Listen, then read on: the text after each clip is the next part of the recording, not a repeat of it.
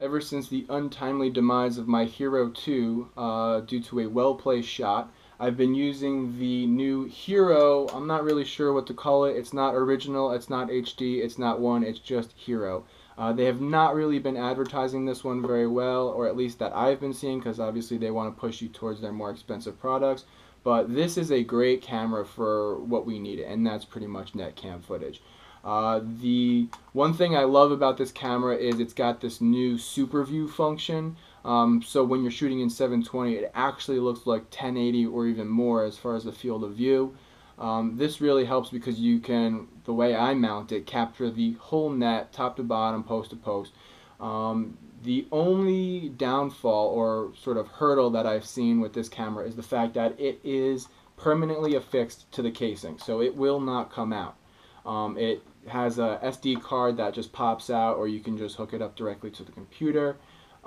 Pretty much that's the only issue I have with this. Obviously, it's got a lot of the features that the Hero 4 has as far as the low light performance. It doesn't have as many features just because they've sort of stripped it down and made it as not cheap, but as cost effective, let's call it, as possible. So once I got this new camera and the fact that it doesn't have the same type of wrist strap housing, or mount rather, that I was using for the other videos, I had to come up with a new solution. And so after doing a little bit of R&D and just pretty much staring at the case for a while, I came up with an interesting solution, which was, instead of worrying about how to attach the velcro to another mount, I decided to just attach a small strip of velcro on the back of the housing, which then marries well with the velcro that I'm using to go around the bar. So what I ended up doing was I cut a piece of velcro from this 2-inch velcro that I've been using, just wide enough to cover the back of this housing. Now, as you can see, the velcro doesn't go all the way. So what you want to do is you want to mount this velcro at the bottom portion of the housing, and I'll tell you why later. So what I ended up doing was I used this glue, which is just an all-purpose adhesive. I'm sure there's others that would do the trick, but this is just what I had, and I applied it to the skeleton housing, or the housing that has the cutouts in it. I find this one gets the best audio. It picks up a lot more. The clarity is much better, and the dynamic range is much better.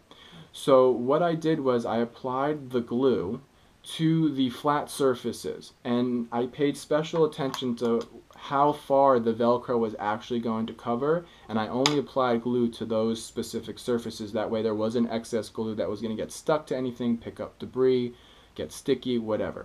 So once I affixed the so here's a little tip for you.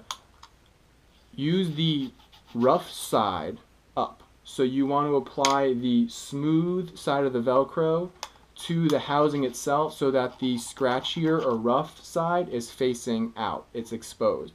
Because this scratchier side or rough side is going to end up pairing nicely with the smooth side or the opposite side of the velcro that you're going to end up wrapping around the post. Now, the velcro itself, you would think isn't going to make that great a bond, but it does. So surprisingly, I have not had any issues with it falling off just yet, knock on wood, obviously.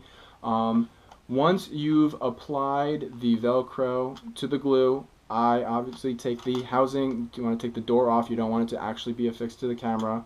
I then put the velcro side down, and I applied a book or something heavy on top of it just to try and help cure and make that seal as good as possible. Once that is sat overnight, or for whatever the prescribed amount of time is, you can close it on up. And I have this piece of velcro. It's about 16 inches long. This is the piece that I was using for my other mount. I just sort of deconstructed it and repurposed this. Once you have the two pieces, you can easily secure this as so, and then I usually just, try and make sure that this is as sealed as possible. As you can see, it's not going anywhere. And then when I was mentioning how I mounted the velcro at the bottom of the camera, it's because I actually record upside down. So I went to the functions of the camera and I inverted the video. That's because just the way that the camera mounts inside the net, it's got a much better picture when it's recording upside down. Just the physics of it, when the post is angled and it sits like this, it just gets the perfect picture versus when it's like this and it's just sort of weird like that. I don't know why, but that's just the way it goes. Now, what I like to do is I just wrap this up so that it's in a sort of neat package, and then I throw it in my bag, pocket, whatever it may be, so that you can bring it to the rink.